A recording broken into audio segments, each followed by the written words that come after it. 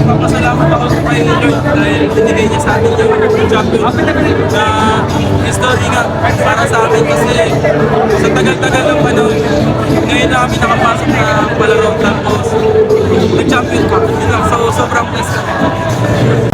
Grabe yung iyawan mga tao.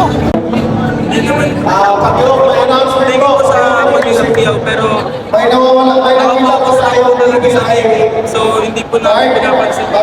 Nakapaligid. Kung wala pong mga sa amin, okay lang po, mas gusto ko na Saan ka humuhugot ng lakas? sa family ko. Yun lang.